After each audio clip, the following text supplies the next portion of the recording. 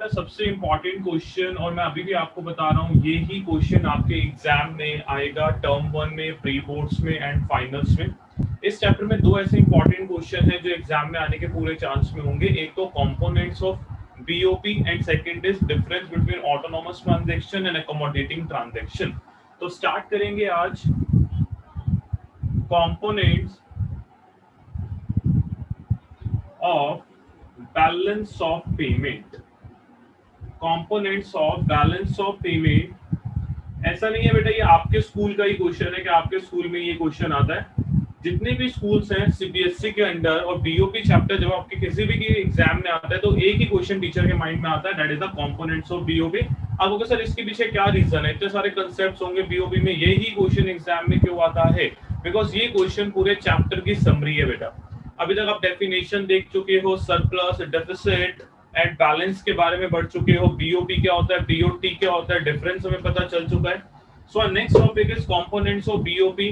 BOP को दो parts में डिवाइड किया गया है, दो अकाउंट्स में डिवाइड किया गया है।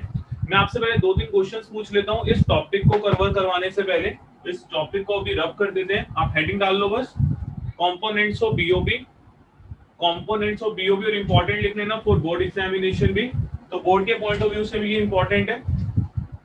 जब बैलेंस ऑफ पेमेंट की बात करते हो बेटा, balance of payment means inflow of foreign currency. यहां हम किसी इंपोर्ट एक्सपोर्ट की पर्टिकुलरली बात नहीं करते, import export is just a part of BOP. तो हम यहाँ पे बात किसकी करते हैं बेटा, inflow of foreign currency and outflow of foreign currency.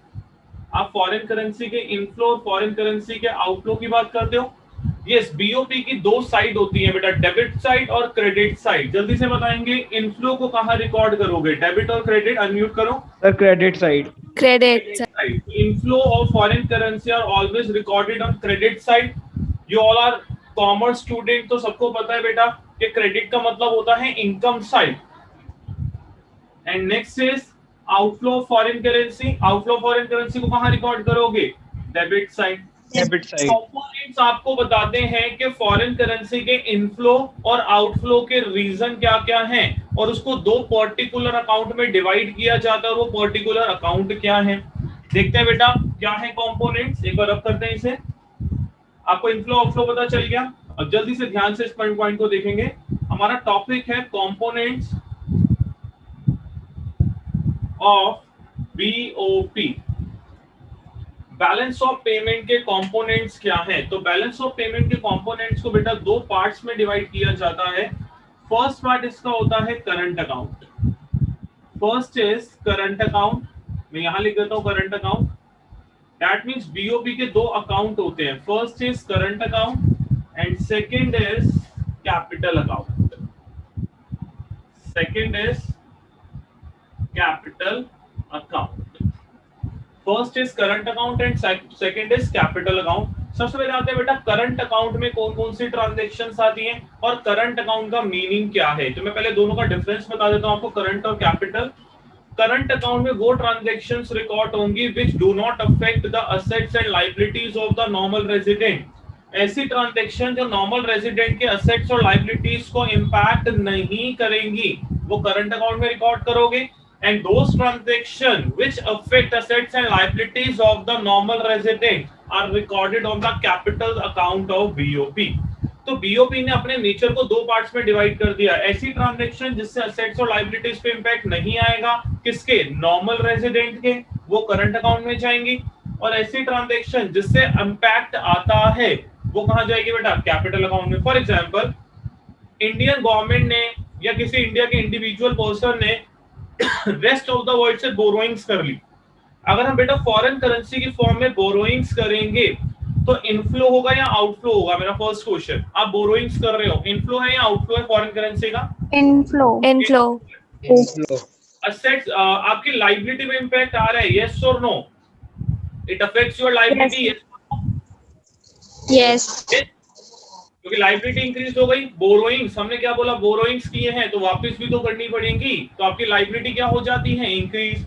जब लायबिलिटी इंक्रीज हो जाएंगी करंट अकाउंट में रिकॉर्ड करोगे या कैपिटल अकाउंट में? Capital account में. क्लियर हो गया? Clear everyone? दोस Yes.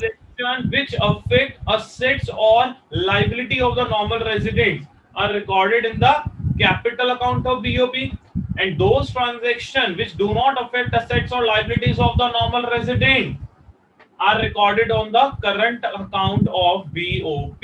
क्लियर हो गया बेटा सबको? तो करंट अकाउंट में असेट्स और लायबिलिटीज पे कोई इंपैक्ट नहीं आता, कैपिटल अकाउंट में इंपैक्ट आता है. मैं लिख भी देता हूं for your reference. It affects, simple लिख देते चलो, those transaction which affects assets or liabilities of the NR. NR means normal resident. ऐसी ट्रांजैक्शन जो असेट्स और लायबिलिटीज को इंपैक्ट करेंगी वो कैपिटल अकाउंट में आएंगी. which those transaction which does not affect assets or liabilities of NR. ऐसी transaction जिससे असेट्स और लायबिलिटीज पे कोई इंपैक्ट नहीं जाएगा वो करंट अकाउंट में आएंगी. आपने इकोनॉमिक ट्रांजैक्शंस पढ़ी हुई है बेटा. लास्ट क्लास में मैंने आपको इकोनॉमिक ट्रांजैक्शन बताई थी. फर्स्ट इकोनॉमिक ट्रांजैक्शन बताओ क्या थी? अब first economic transaction is BOT. क्या था बेटा? Balance of trade. थोड़ा सा वाइडर टर्म्स में पढ़े तो balance of trade means import and export of goods only. आप इंपोर्ट कर सकते हो गुड्स का, एक्सपोर्ट कर सकते हो गुड्स का. इंपोर्ट करोगे तो फॉरेन करेंसी का आउटफ्लो हो जाएगा, एक्सपोर्ट करोगे तो फॉरेन करेंसी का इनफ्लो हो जाएगा. तो नॉर्मल रेजिडेंट की असेट्स और लायबिलिटीज पे इंपैक्ट आएगा, यस और नो? क्या इससे नॉर्मल रेजिडेंट की असेट्स और लायबिलिटीज पे इंपैक्ट आएगा बेटा? नो. नो नहीं आएगा. क्यों नहीं आएगा? आपको क्या सर क्यों? फॉरेन करेंसी कैश, कैश भी तो एक असेट है. कैश असेट सिर्फ अकाउंटेंसी में होती है, इकोनॉमिक्स में कैश असेट्स नहीं है. हम यहाँ असेट्स उनको मान के चलते हैं जो फर्दर प्रोडक्शन में हेल्प करे, जैसे मशीन्स हो गई, जैसे कि आपके फर्नीचर हो गया. हम सिर्फ इन्हें असेट्स कंसीडर करते हैं, कैश को असेट कंसीडर नहीं करते. करंट नेचर को हम कभी कैश कंसीडर नहीं करेंगे. ठीक है. तो करंट अकाउंट का सबसे पहला पार्ट क्या है? करंट अकाउंट में फर्स्ट ट्रांजैक्शन कौन से रिकॉर्ड करोगे बेटा? BOT. First transaction is BOT. The full form of BOT is balance of trade. Clear everyone? Balance of trade को हम क्या बोलते हैं बेटा? Visible trade. It is also called visible trade. इसे visible trade भी बोल सकते हैं. लास्ट क्लास में मैंने आपको एक पॉइंट समझाया था, जल्दी से आप उसका आंसर दोगे अनम्यूट करके. बीओटी की अगर हम सिचुएशन ले बेटा, बैलेंस ऑफ ट्रेड की अगर हम सिचुएशन ले, तो फर्स्ट सिचुएशन क्या ये सरप्लस में जा सकता है? यस. यस. यस. एलैबोरेट कर देते हैं. Import and export of goods, only goods. ठीक है. यहाँ सर्विसेज इंक्लूड नहीं होती. यस बेटा. बीओटी सरप्लस में कब जाएगा बताओ एक बार? जब एक्सपोर्ट ज्यादा होगा. एक्सपोर्ट ज्यादा होगा इंपोर्ट से. एक्सपोर्ट लिख दिया तो आपका आंसर गलत हो जाएगा. आपको क्या मेंशन करना है बेटा? Export of goods is greater than import of goods. Got it? Clear हो गया बेटा पॉइंट? सिर्फ इंपोर्ट एक्सपोर्ट जब लिखोगे ना, अगर आपने सिंपल लिख दिया इंपोर्ट और एक्सपोर्ट, वो सर्विसेज को भी इंक्लूड कर लेगा. आपको सर्विसेज इंक्लूड नहीं करनी है. सेकंड पॉइंट पे आते हैं बेटा. डेफिसिट में कब जाएगा? Import of goods greater than export of goods is less than import of goods. आप ये भी बोल सकते हो import ज्यादा है, that means outflow ज्यादा हो गया. लास्ट, यस बेटा, क्या ये बैलेंस हो सकता है? yes. ये बैलेंस भी हो सकता है. बैलेंस कब होगा? when Export is equal to import. of goods, goods word लिखना जरूरी है, मैं बार बार बोल रहा हूँ, is equal to import of goods. For example आपके पास एक क्वेश्चन आ गया बेटा ट्रू एंड फॉल्स में. मैं क्वेश्चन बोल रहा हूँ, आपको चैट बॉक्स में आंसर देना है ट्रू और फॉल्स. रीजन मैं बाद में पूछ लूंगा. When export is equal to import it shows the balance of BOT. When export is equal to import it shows the balance BOT. True और false? Very good Akshit, Yukti, Aman single, जिनका मैं name ले रहा हूं, अंश, अंकुर जैन,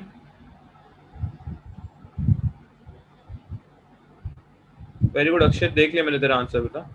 ठीक है, तो जिनका मैंने नेम लिया है अक्षित को छोड़ के, रुपिन का आंसर ठीक है, नेहा का आंसर ठीक है, रुपिन से पूछते हैं, रुपिन। यस रुपिन, बच्चे ट्रू होगा फॉल्स होगा? इसमें गुड्स के बारे में नहीं कहा आपने कि वेरी गुड गुड्स बेटा, और है। Perfect answer Rupin. जिनका मैंने नेम लिया था उनका आंसर सही नहीं था। अक्षय तेरा ठीक था, रुपिन का ठीक है, नेहा का ठीक है, राशि, मनीष और अक्षित, इन बच्चों ने आंसर ठीक दिए। क्वेश्चन मेरा क्या था, मैंने क्या बोला बेटा, अभी मैं इसी चीज को बार बार रिपीट करूं क्योंकि ये पार्ट बोर्ड में भी आ सकता है। मैंने बोला when export is equal to import it shows the balance BOT, false. क्यों नहीं करेगा बैलेंस बीओटी को? मैंने गुड्स वर्ड मेंशन नहीं किया, मैंने यहाँ पे गुड्स वर्ड मेंशन नहीं किया। और अगर हम सिंपल एक्सपोर्ट और इंपोर्ट वर्ड मेंशन करते हैं तो उसके अंदर सर्विसेज भी इंक्लूड हो जाएंगी। आपको क्वेश्चन में क्लियरली मेंशन होना चाहिए बैलेंस ऑफ ट्रेड के लिए import and export of goods. अगर सिंपल एक्सपोर्ट इंपोर्ट गिवन है तो वो बीओटी प्लस इनविजिबल ट्रेड की बात कर रहा है। Clear everyone? अंश समझ आ गया? अमन? यस सर आ गया। ठीक है, यस सर आ गया। जब तक गुड्स वर्ड मेंशन ना हो बेटा, जब तक गुड्स वर्ड मेंशन ना हो उसको बीओटी नहीं मानोगे बेटा, बिकॉज जब हम एक्सपोर्ट इंपोर्ट की बात करते हैं तो export include goods as well as services. अगर आप सिंपल इंपोर्ट बोलते हो तो it include goods as well as services, तो वो दो पार्ट्स को मर्ज कर देता है। तो फर्स्ट ट्रांजैक्शन हमें समझ आ गया बेटा, बीओटी। मेरा एक क्वेश्चन फिर से आपसे बीओटी से रिलेटेड, अगर आपने इसका आंसर दे दिया तो आपको बीओटी बीओपी में दोनों में डिफरेंस इजीली समझ आ जाएगा। लेट्स से आपका बीओटी डेफिसिट हो गया, डेफिसिट मतलब अनफेवरेबल चला गया। अगर इसका बैलेंस डेफिसिट हो गया है तो क्या बेटा बीओपी उसको फाइनेंस कर सकता है? क्या बीओपी उसको फाइनेंस कर सकता है? यस और नो?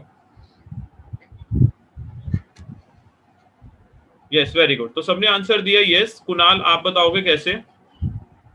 कुणाल बता बेटा। सर क्योंकि बीओटी बीओपी का एक पार्ट है। ठीक है, वेरी गुड सर, क्योंकि बीओटी बीओपी का एक पार्ट है। तो सर अगर ये डेफिसिट हो भी गया, आगे बहुत सारे ऑप्शंस हैं जो सरप्लस में लेके जा सकते हैं। नेक्स्ट क्वेश्चन, अगर BOT balance of payment he deficit में चला जाए तो क्या बीओटी करंट ईयर के बीओपी को ठीक कर सकता है? My question is unfavorable BOP can be financed by favorable BOT। क्या BOT BOP को ठीक कर सकता है? नहीं कर सकता, नहीं कर सकता, क्योंकि जब BOP डेफिसिट में गया है तो BOT ऑलरेडी उसमें इंक्लूड हो चुका है। ठीक है, नेक्स्ट आ जाते हैं बेटा इनविजिबल ट्रेड। यही हमने सेकंड इकोनॉमिक ट्रांजैक्शन पढ़ा था। Invisible trade that is import and export of services. इस फ्लो चार्ट में आपको पूरा चैप्टर नजर आ जाएगा, बहुत ध्यान से समझेंगे इस फ्लो चार्ट को। ये फ्लो चार्ट आपको क्लियर हो गया, पूरा चैप्टर इसी फ्लो चार्ट में आ जाएगा, ऑटोनोमस और अकोमोडेटिंग ट्रांजैक्शंस को छोड़ के। Invisible trade, export and import of services. किस चीज की सर्विसेज बेटा? कम्युनिकेशन हो सकता है, बैंकिंग सर्विसेज। अब सर्विसेज से भी असेट्स और लायबिलिटीज पे इंपैक्ट नहीं आता। Communication, banking, transportation, finance etcetera. ठीक है, तो इस टाइप की सर्विसेज इनविजिबल ट्रेड में आप इंक्लूड करते हो। नेक्स्ट आ जाओ करंट अकाउंट का last part, that is unilateral transfer. Yes, beta. Unilateral transfer means one-sided transaction. One-sided transaction.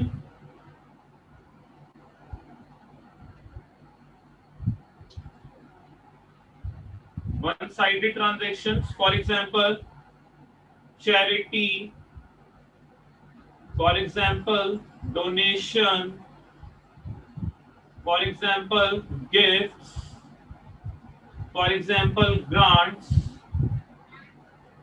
ये होते हैं बेटा यूनिलैटरल ट्रांसफर। अगर आपको बाहर से चैरिटी मिल रही है, डोनेशन आ रहे हैं, गिफ्ट्स आ रहे हैं, ग्रांट्स आ रहे हैं, तो इनफ्लो है, और अगर आप ये चीजें कर रहे हो तो वो आउटफ्लो है।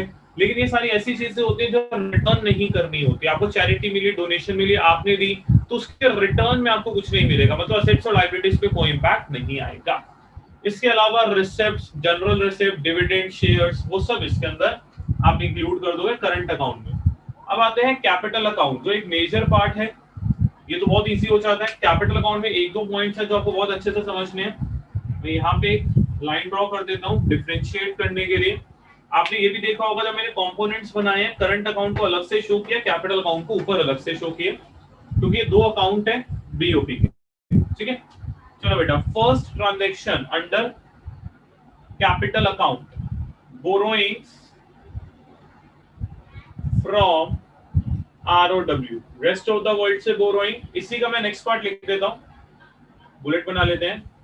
ये फर्स्ट का ही पार्ट है बेटा, lending to rest of the world. Book में आपको कैसे दिखेगा ये, borrowing slash lending from and to rest of the world. मैंने उसको थोड़ा सेग्रीगेट कर दिया समझाने के लिए। यस बेटा, अगर हम बोरोइंग करेंगे तो डेबिट होगा, क्रेडिट होगा, और किस अकाउंट में होगा जल्दी से बताओ। बोरोइंग को डेबिट करोगे, क्रेडिट? डेबिट, सॉरी बोरोइंग्स को क्रेडिट, डेबिट करेंगे, क्रेडिट? क्रेडिट, तो क्या करेंगे बेटा, क्रेडिट। क्योंकि जब आप बोरोइंग्स Credit. करोगे तो आपको सिर्फ ये चेक करना है कि फॉरेन करेंसी का इनफ्लो हुआ या आउटफ्लो हुआ। तो in this situation foreign currency का क्या हो रहा है बेटा, इनफ्लो हो रहा है, और इनफ्लो के टाइम पे क्या करोगे आप, क्रेडिट करोगे। क्रेडिट करेंगे किस अकाउंट में, करंट अकाउंट और capital account? Capital account, because it creates a liability. हम इसे कैपिटल अकाउंट में शो कर रहे हैं। कैपिटल अकाउंट में कहां शो करेंगे बेटा, क्रेडिट साइड पे शो करेंगे। क्रेडिट साइड पे शो कर दिया। और कैपिटल अकाउंट में क्यों शो किया, because it creates a liability of the normal resident. Clear हो गया? अब आ जाओ lending to rest of the world. हमने रेस्ट ऑफ द वर्ल्ड में किसी को लोन दिया, यस बेटा, डेबिट और credit? Debit, debit, foreign currency का क्या हो गया, आउटफ्लो हो गया। आपने अगर किसी को लोन दिया तो पैसे तो चले गए ना आपके पास से, फॉरेन करेंसी का आउटफ्लो हुआ। यस बेटा, कैपिटल अकाउंट में क्यों आएगा, रीजन बताओ? असेट्स क्रिएट हो जाएंगे, असेट्स को क्रिएट हो जाएंगे। याद है ना बेटा, लोन एंड एडवांसेस। जब हम किसी को लोन पे करते हैं, लोन देते हैं, हमने किसी को लोन दिया, तो हमारे लिए क्या होती है, एक असेट क्रिएट हो जाती है। हम बैलेंस शीट में असेट साइड पे दिखाते हैं लोन एंड एडवांसेस, बिकॉज ये अमाउंट अभी वापस भी आना है। पूरा क्लियर है बेटा, डेबिट, क्रेडिट और लायबिलिटी असेट्स का concept? Yes everyone, yes sir, mention in the chat box. Clear है? दिया आपने बोला था पहले बोरोइंग्स को डेबिट। यस सर, सर मुझे आ गया समझ, मैंने गलती से बोल दिया था। ठीक है, ओके, सेकंड पॉइंट में मूव करते हैं बेटा। सेकंड पॉइंट बहुत ध्यान से समझना सेकंड को, investment from rest of the world. Book में कंबाइन दिया होगा, मैं थोड़ा सा सेग्रीगेट करके आपको बता रहा हूं। Investment to rest of the world. Yes बेटा, बाहर से आपके यहाँ पे इन्वेस्टमेंट आ रही है, मतलब फॉरेन कंपनीज के इन्वेस्टर्स इंडिया में इन्वेस्टमेंट कर रहे हैं, फॉरेनर्स इंडिया में इन्वेस्टमेंट कर रहे हैं बेटा। यस, फॉरेन करेंसी का इनफ्लो है या आउटफ्लो? क्रेडिट होगा, इनफ्लो, क्रेडिट, फॉरेन करेंसी का क्रेडिट होगा। फॉरेनर्स जब इंडिया में आएंगे, इन्वेस्टमेंट करेंगे, हमारे यहाँ पे एम्प्लॉइज को सैलरी पे करेंगे, तो फॉरेन करेंसी का इनफ्लो है। इनफ्लो हुआ तो क्रेडिट साइड पे आएगा। असेट्स है या लायबिलिटीज है?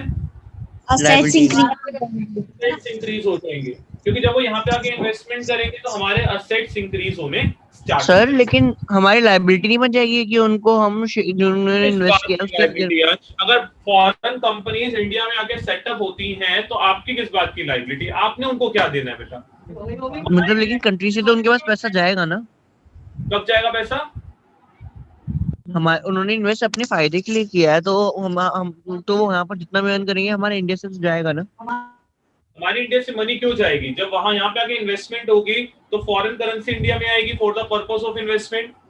उसके साथ साथ जब वो सैलरी पे करेंगे हमारे एम्प्लॉइज को, तब भी फॉरेन करेंसी इंडिया में आएगी, हमें कोई लॉस ही नहीं है इससे।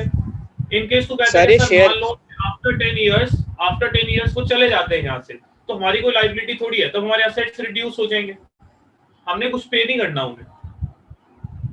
ओके सर, ठीक है, नेक्स्ट पार्ट पे मूव करते हैं बेटा। Investment from rest of the world हो गया, investment to rest of the world.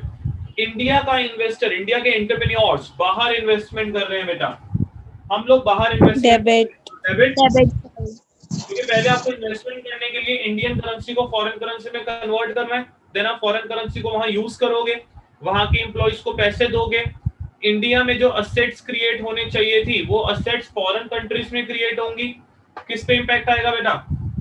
Assets कम हो जाएंगी, असेट्स कम हो जाएंगी, क्योंकि यहाँ की कंपनीज अगर बाहर जाएंगी तो यहाँ पे बिजनेस डाउन होंगे, बाहर बिजनेस बढ़ना स्टार्ट हो जाएंगे, हमारे असेट्स रिड्यूस हो जाएंगे। बस सिंपल इम्पैक्ट आना चाहिए असेट्स और लायबिलिटीज पे। क्या इम्पैक्ट है उससे कोई प्रॉब्लम नहीं है, बस इम्पैक्ट होना चाहिए असेट्स और लायबिलिटीज पे, तभी वो कैपिटल अकाउंट की कैटेगरी में रिकॉर्ड किया जाएगा। Last point, change in foreign exchange reserve.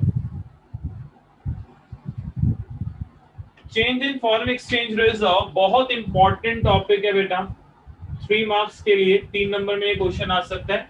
इसका एक अदर नेम भी होता है ऑफिशियल रिजर्व ट्रांजैक्शन। इसको ऑफिशियल रिजर्व ट्रांजैक्शंस क्यों बोलते हैं, जब ये टॉपिक समझोगे तब पता चलेगा। Official reserve transactions. तो सबसे पहले बेटा इस पूरे फ्लो चार्ट को नोट कर लो, देन इसकी एक्सप्लेनेशन समझाने के लिए मुझे पूरा बोर्ड रख करना पड़ेगा। तो पहले आप इस पार्ट तक, यहां तक एक बार जल्दी से फ्लो चार्ट बना लो। जब बुक ओपन करोगे आपको दिखेगा पूरा चैप्टर इस फ्लो चार्ट में कवर हो गया, कंपोनेंट्स का टॉपिक। ठीक है, एक बार जल्दी से नोट करेंगे इसे।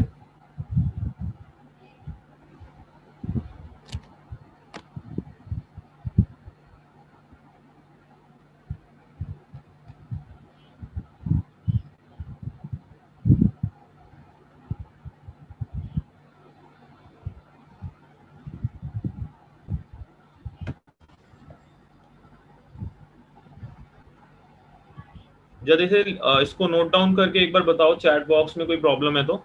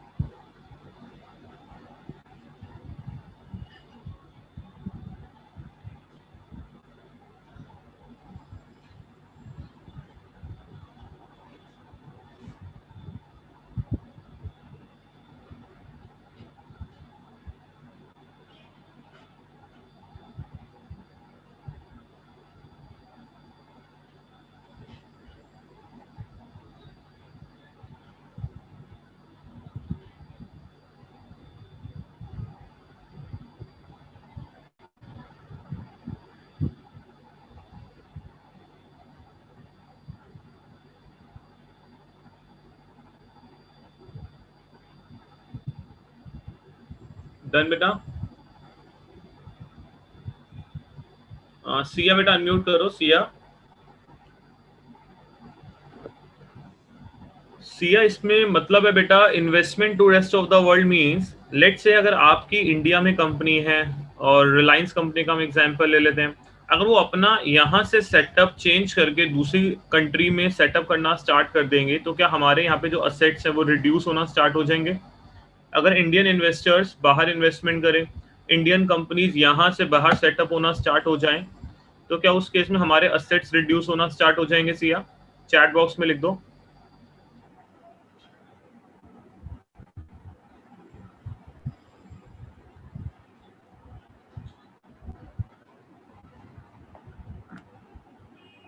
ठीक है, तो इसीलिए बेटा जब बाहर इन्वेस्टमेंट होनी स्टार्ट हो जाती है, इंडियन इन्वेस्टर्स बाहर इन्वेस्टमेंट करना स्टार्ट कर देते हैं, then it decrease the assets of the normal resident. Normal resident में इंडिविजुअल्स भी आते हैं, कंपनीज भी आती हैं, ऑर्गेनाइजेशंस आती हैं, गवर्नमेंट एजेंसीज आती हैं, इन सबको हम कंसीडर करते हैं नॉर्मल रेजिडेंट की कैटेगरी। ठीक है, तो बेटा एक बार डेफिनेशन बुक ओपन करना, डेफिनेशन इकोनॉमिक ट्रांजैक्शन कंपोनेंट्स का एक पार्ट रीड करोगे, इस पॉइंट को छोड़ के कंपोनेंट्स को रीड कर लेना, इस पॉइंट को छोड़ के। इसमें जो भी पार्ट है इसको थोड़ा पहले समझना पड़ेगा, वो मैं नेक्स्ट क्लास में बताऊंगा आपको। पहले तो यहाँ तक आप कल रीड करके रखना है। इसमें बीच में आपको एक टॉपिक नजर आएगा स्ट्रक्चर ऑफ बीओबी, उसे भी छोड़ देना, वो भी नेक्स्ट क्लास में करवाऊंगा, ठीक है। Structure of BOB, change in foreign exchange reserve, और एक लास्ट ऑटोनोमस और accommodating transaction. Deficit in BOP और उसके कॉजेज आपके कोर्स से हट गए हैं इस बार, वो आपको नहीं करने, वो सबसे लास्ट में दिए होते हैं, ठीक है। पावर बूस्टर का आपको कुछ पार्ट नहीं पढ़ने, जिस चैप्टर में पावर बूस्टर दे रखा है छोड़ दो। पावर बूस्टर से रिलेटेड कुछ डेफिनेशंस आपको जरूर करनी है, वो मैं अपने आप आपको एक्स्ट्रा क्वेश्चंस में करवा दूंगा, आपको पावर बूस्टर देखने की जरूरत नहीं, ठीक है। अक्षय शायद तूने पूछा था पावर बूस्टर का क्वेश्चन मेरे से,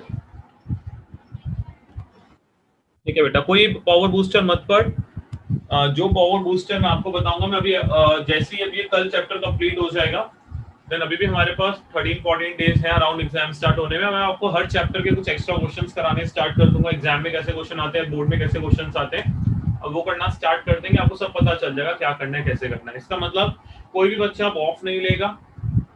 कल मैं आपको हर एक चैप्टर के, जैसे कल चैप्टर कंप्लीट होगा, नेक्स्ट चैप्टर की रिवीजन करने के लिए बोलूंगा, तो हर दिन आप एक एक चैप्टर रिवाइज करोगे, उसके जो भी डाउट्स हैं, जो भी आपके माइंड में क्वेश्चंस हैं, वो पूछ सकते हो नेक्स्ट क्लास में। तो डाउट क्लास स्टार्ट कर देंगे, आपके कोई टॉपिक्स हैं जो आपके डाउटफुल हैं वो लेना स्टार्ट कर दो, एंड कुछ एक्स्ट्रा क्वेश्चंस मैं आपको बताऊंगा कौन कौन से करने हैं। उन एक्स्ट्रा क्वेश्चंस के अलावा कोई क्वेश्चन करने की जरूरत नहीं।